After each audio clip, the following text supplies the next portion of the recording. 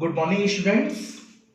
In the previous class, we revised some important term of acid, base, and salt. Okay. So today we will study about how strong are acid or base solutions. How strong are acid और base solution. ठीक है ना. कैसे एक strong acid और base solution हम पता करते हैं कि उसकी स्ट्रेंथ के बारे में हमको इसमें बताना है कि हम एसिड और बेस की स्ट्रेंथ को कैसे पहचानेंगे. ठीक है. So we know how acid base indicators can be used to distinguish between an acid and a base. हमने पिछले क्लास में एसिड बेस इंडिकेटर्स के बारे में भी पढ़ा था, जिसमें लिटमस, फिनोप्थेलिन एंड मेथिल ऑरेंज के बारे में हमने पढ़ा था. So we have also learnt in the previous section about dilution and decrease in concentration of hydrogen plus or OH minus ions in solution. हमने क्या पढ़ा था प्रीवियस सेक्शन में कि कैसे हाइड्रोजन और OH माइनस आयंस का कॉन्सेंट्रेशन डिक्रीज हो रहा है डाइल्यूशन होने पर सॉल्यूशन में. So can we quantitatively find the amount of these ions present in a solution? क्या हम उसे क्वांटिटेटिवली यानी उसकी क्वांटिटी, उस अमाउंट की क्वांटिटी जो आयन प्रेजेंट है सॉल्यूशन में, हम उसे बता सकते हैं. यानी एसिड और बेस की हमें स्ट्रेंथ बतानी है. तब हम कैसे बताएंगे? हम तो ये बता सकते थे कि एसिड कौन है और बेस कौन है, उससे हम उसे एसिड और बेस के इंडिकेटर से उसे फाइंड कर ले रहे थे. ठीक है. लेकिन अब हमें एसिड और बेस की स्ट्रेंथ बतानी है. Okay, so we can do this by making use of a universal indicator. उसके लिए हमें क्या चाहिए? यूनिवर्सल इंडिकेटर चाहिए. यूनिवर्सल इंडिकेटर मीन्स क्या होता है कि मिक्सचर ऑफ सेवरल इंडिकेटर, कई सारे इंडिकेटर्स का मिक्सचर होता है. Okay, so the universal indicator shows different colors at different concentrations of hydrogen plus ions in a solution. I repeat, the universal indicator क्या शो करते हैं? different color at different concentration of hydrogen ions in a solution. Okay, so उसके लिए हमने क्या पढ़ा था class में? pH स्केल के बारे में.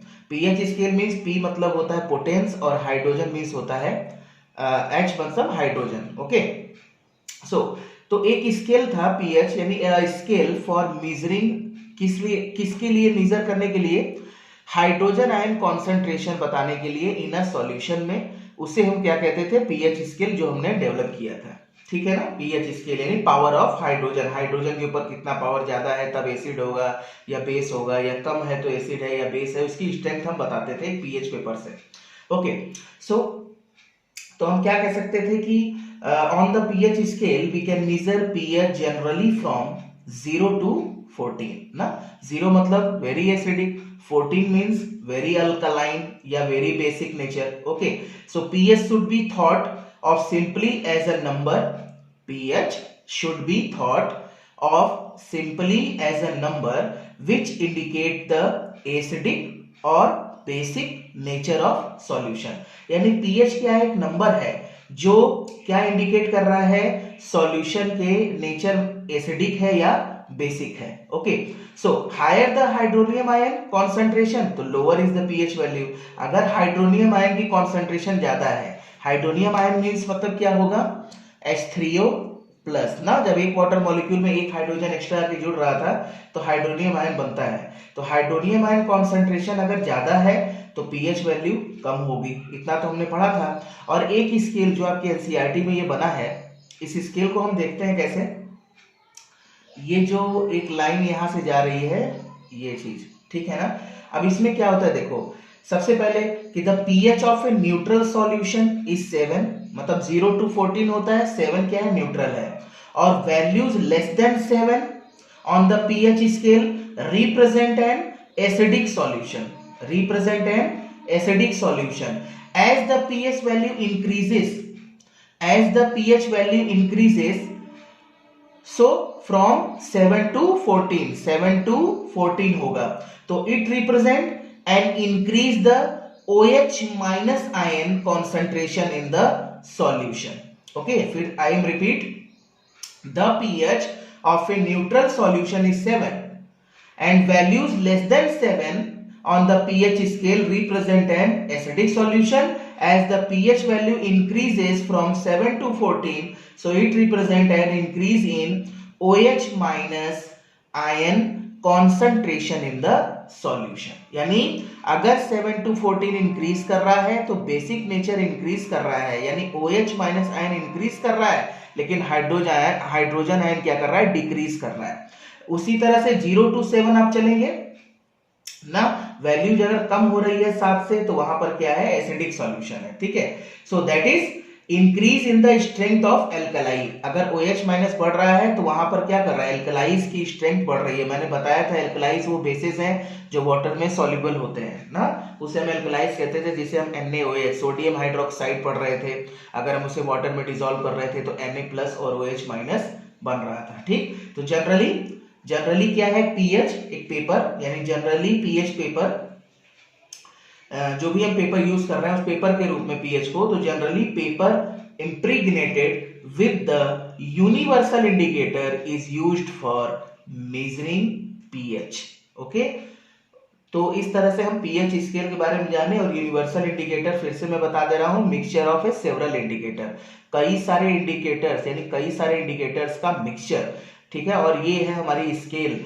अगर 0 to 7 है तो एसिडिक नेचर इंक्रीज करता है, 7 to 14 है तो बेसिक नेचर इंक्रीज करता है, ठीक है। और हमने आपको एक फॉर्मूला भी बताया था कि पीएच इज इक्वल टू क्या होता है, -log10H+ ना, या इसको हम कैसे दिखा सकते हैं, pH is equal to -log10H3O+। ये फॉर्मूला होता है न्यूमेरिकल क्वेश्चन को लगाने के लिए, यानी pH is equal to -log10H+, ठीक है ना। Negative logarithm of hydrogen ion and negative logarithm of जो बेस 10 हम लेंगे ही, negative logarithm of hydronium ion, या तो हाइड्रोजन आयन बोलो या तो हाइड्रोनियम आयन बोलो, इस पर हम न्यूमेरिकल लगाते हैं, ठीक है ना।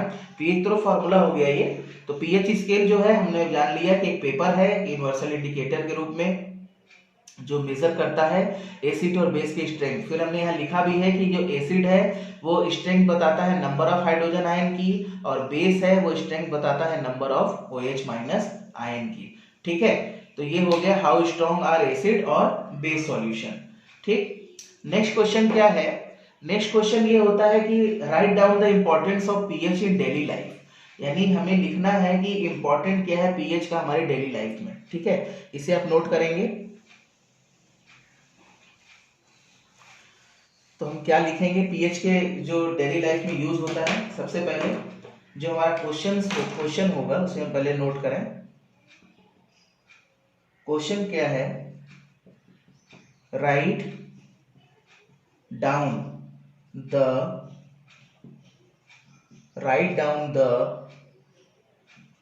importance of pH in daily life, ठीक है ना। Write down the importance of pH in daily life. Okay, तो इसका आंसर क्या बनता है, आंसर हम क्या लिखेंगे, write down the importance of pH in daily life में। अब हमको ये बताना है कि क्या इंपॉर्टेंस है पीएच का हमारे डेली लाइफ में, ठीक है ना। तो सबसे पहला तो हम कई सारी चीजें हैं जो उसको हम इसको पॉइंट आउट करेंगे। पहली बात हमने बताया भी आपको था कि first hour body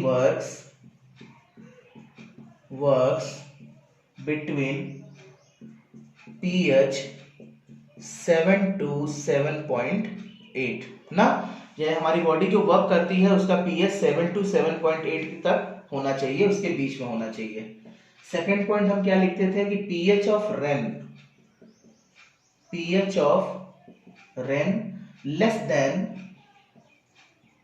less than कितना था हमारा 5.6 ना। कॉल्ड क्या हम कहते थे उसे, एसिड रेन। क्या कहते थे, एसिड रेन, ठीक है ना।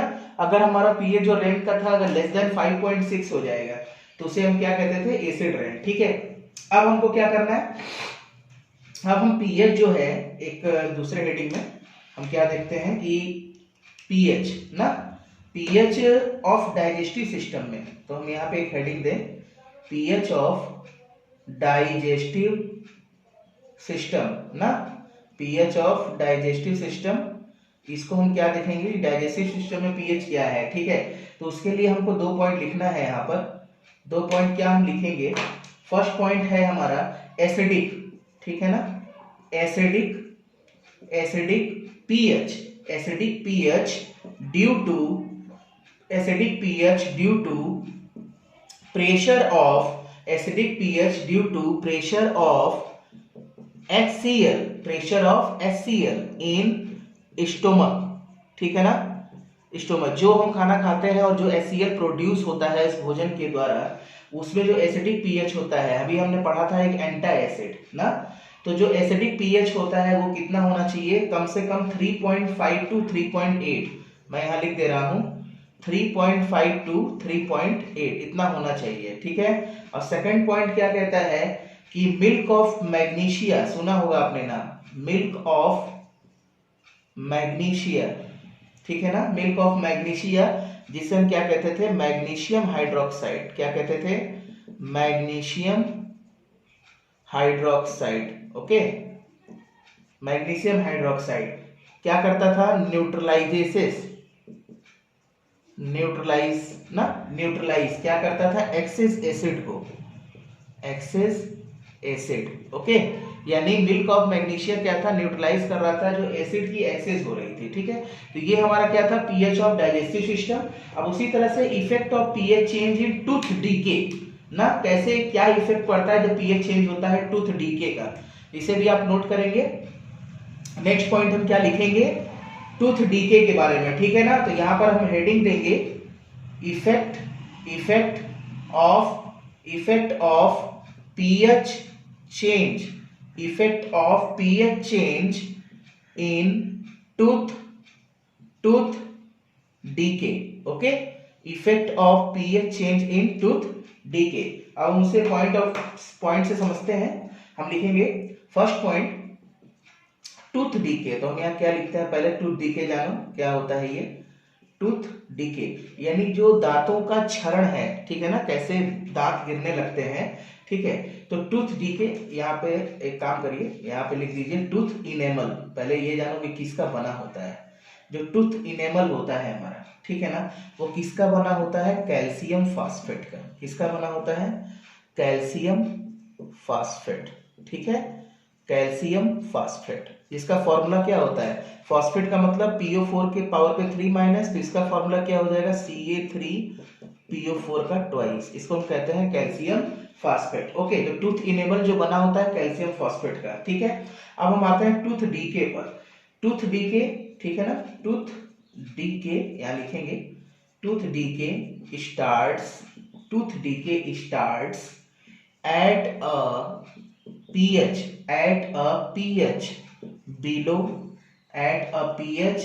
below 5.5।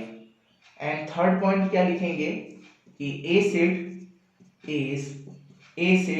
इज प्रोड्यूस्ड बाय, जो प्रोड्यूस हो रहा है वो किसके द्वारा, बैक्टीरिया के द्वारा ना, जो एसिड बन रहा है वो किसके द्वारा, बैक्टीरिया के द्वारा। तो टूथ इनेमल हमने क्या देखा टूथ डीके में कि कैल्शियम फॉस्फेट से बनता है Ca3PO4 का ट्वाइस। टूथ डीके कब स्टार्ट होता है, यानी दांतों का जो क्षरण है, यानी दांत जब गिरने लगते हैं, कब स्टार्ट होता है, जब उसकी pH 5.5 से नीचे होती है। और वो एसिड जो प्रोड्यूस होता है वो किसके द्वारा होता है, बैक्टीरिया के द्वारा होता है, ठीक है। उसी तरह से जो इसको हम डिफाइन मैकेनिज्म करते हैं प्लांट और एनिमल्स के लिए भी बता सकते हैं। एनिमल्स जैसे हनी बी होता है, हनी बी में जो हनी बी हैं या जितने और भी कई सारे एनिमल्स हैं जो अपने सेल्फ डिफेंस के लिए भी यूज करते हैं, तो उनकी भी एक लिमिटेड पीएच होती है, ठीक है ना। और उसमें जैसे हनी बी में मेथेनोइक एसिड होता है, ठीक है, वो भी जैसे कहीं अगर हनी बी डंक कर रही है तो जो उसकी स्टिंग छूट जाती है उसमें, ठीक है, तो उस स्टिंग से मेथेनोइक एसिड धीरे धीरे रिलीज होता है, तभी हमें पेन होता है, ठीक है। तो effect of pH change in tooth decay, effect of pH change in digestive system, और भी कई सारे इफेक्ट है पीएच के, ठीक है।